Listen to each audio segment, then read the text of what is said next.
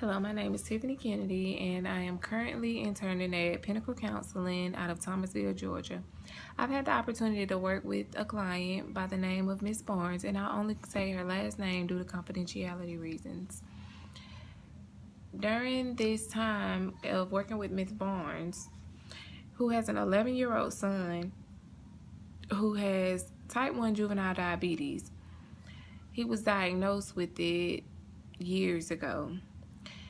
Ms. Barnes has not been meeting this child's medical needs as well as educational needs. So he isn't in the home. He has been removed from the home and placed with his dad, who lives out of town right now.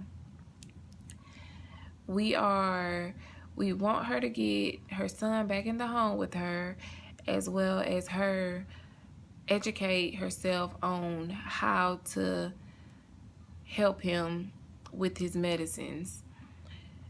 We also found out that Ms. Barnes has had several deaths in her family. She's had 4 family members close to her to die within the past 2 years.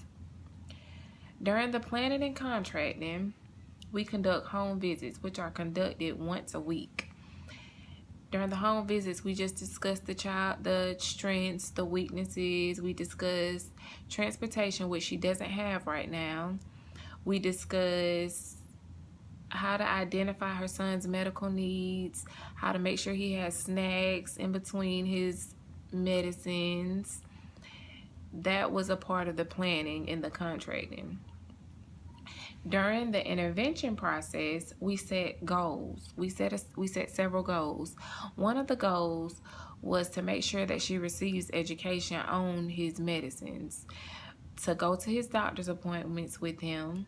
We also wanted to make sure that once he was back in the home with her, that she gets him to and from school.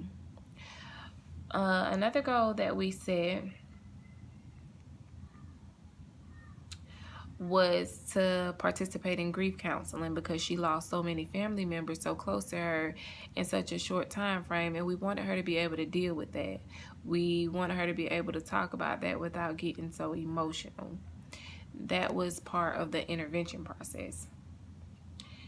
During the evaluation, we made sure that she was meeting those goals. Now, she could not meet the goals as far as him and his medicine, receiving his medicine at school, or making sure he got to and from school, because it's the summertime. He's out of school right now. He's currently out of school. She has a family friend that helps her with the transportation, though, that will help her with the transportation. She's also on Medicaid. So via Medicaid, we can set up transportation, but we have to call a week in advance for the transportation to be set up, for her to get him to his doctor's appointments, for her to go with him to his doctor's appointments, to educate herself on his medicines.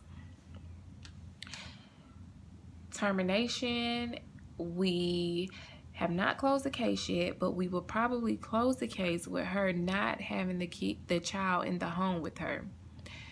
Right now, it's court ordered that she has long-term unsupervised visits, which starts on a Saturday and ends on a Saturday, so it's for a full week.